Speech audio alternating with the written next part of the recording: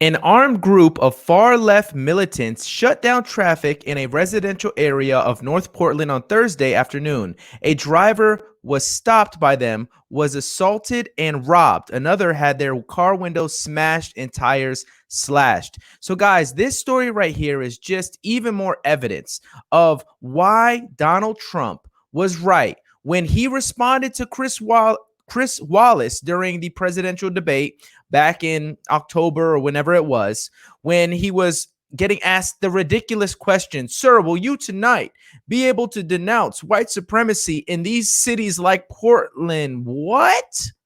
Chris Wallace, what are you talking about?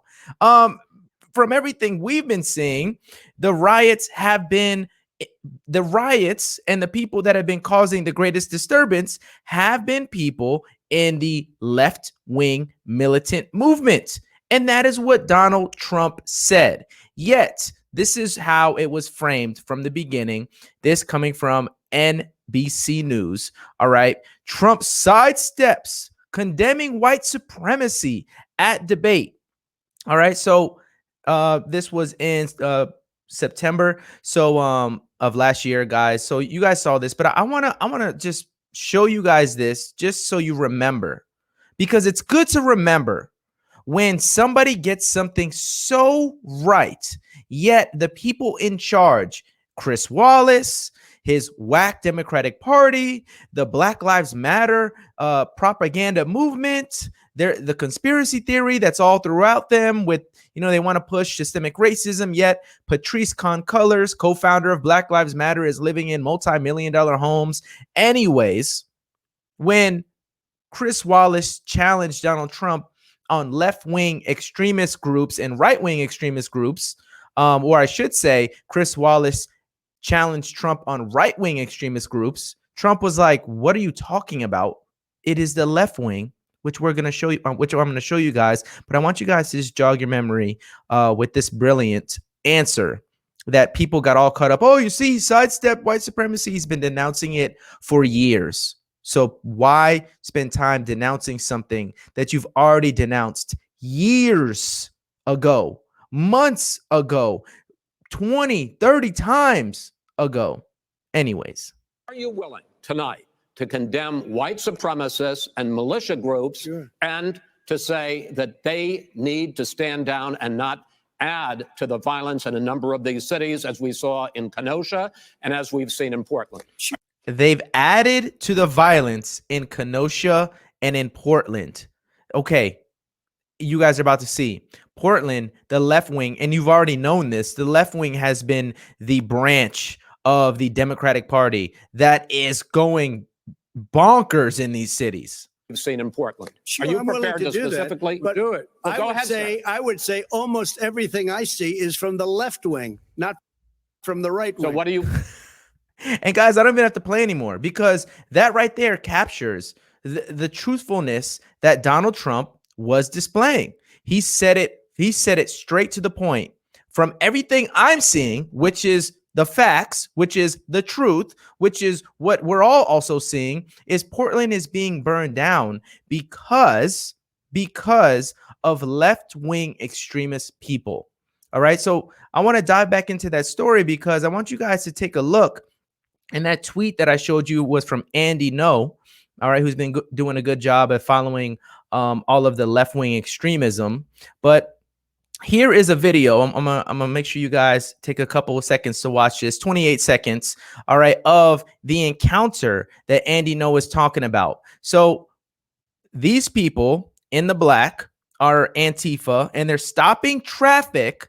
They're stopping traffic because that's their prerogative. They want to cause destruction in the streets. They want to take over cities. They want to push a radical democratic agenda. All right. And they are being empowered by these cities, by these leaders to just replace the police. Because right now what they're doing is they're policing the neighborhoods, but they're actually terrorizing the neighborhoods. And quite ironic, how they want to abolish the police because they believe that the police are domestic terrorists, but they themselves are the domestic terrorists. Anyways, guys, take a look at this video. You better not. You better fucking not. You better fucking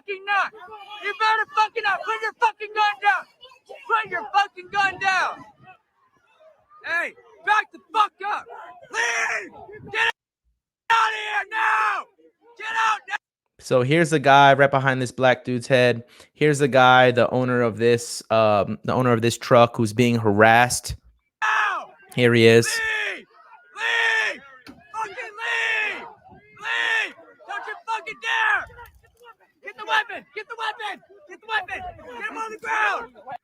So guys, as you can see, I'm gonna play it one more time. Why is this being allowed to happen in the streets of Portland? This is not normal.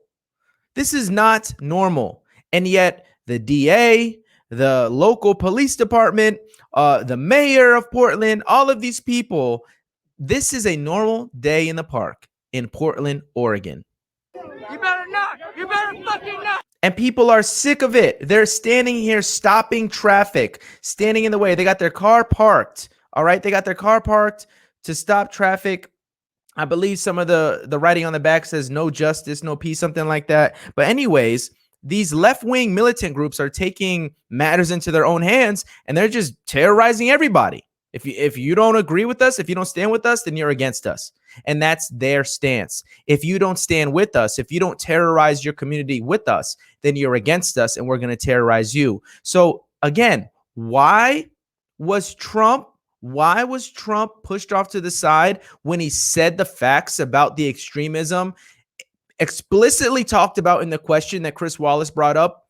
Portland, Oregon. You want to bring up right-wing extremist groups about Portland, Oregon? And yet we've been having incidences like this that I'm showing you right now for years. You better not! You better fucking not! You better fucking not! You better fucking not! Put your fucking gun down! Put your fucking gun down! Hey, back the fuck up! Leave! Get out of here now! Get out now! Leave! Leave! Fucking leave! Leave! Don't you fucking dare! Get the weapon! Get the weapon! Get the weapon! Get him on the... Yeah. So that's a day in the life in Portland, Oregon, you know, for the people that voted for that. They could live with that. And it is what it is at this point. But I'm thankful that I live in a state. I live in Florida, and Ron DeSantis just signed one of the most comprehensive anti-rioting bills that also includes, if these idiots, if Black Lives Matter protesters and other Antifa members and other wayward individuals want to block the roads, block the way normal people do business, don't let you drive past, then in the bill, it's saying, you know what? Those people, if they're standing in the road, if they get hurt, if they get some sort of injury because they're standing in the way of a car that's trying to pass by, they can't sue us. There is no grievance at that point because you as a protester decided to stand in the road, and me as a civilian who's just trying to get from point A to point B, you're in my way, terrorizing me. You can't sue me if I decide to speed off and maybe you're in the way of the car. Maybe you get nipped by the side mirror. Maybe my tire runs over your foot. I don't know what's going to happen. But at the end of the day, that's the type of legislation that we need in America. We need to be on the side of the people that are living normal life and not empowering these far left extremist groups to be confident enough to come out into the sun, come out into broad daylight in the middle of the day, in the street, stop the flow of traffic, terrorize people, steal their guns, knock them to the floor. All right. So this is why Donald Trump, in my opinion, well, this is not even opinion, this is fact. Donald Trump hit the nail on the head when he sideswiped Chris Wallace and he said, shut up about right-wing extremist groups. The left is the problem. So I'm gonna leave that right there. Let me know what you guys think. If you enjoyed this episode, make sure you like, comment, share, subscribe, hit the notification bell so you're notified anytime I make a video. I will see you good people on the next one. Peace.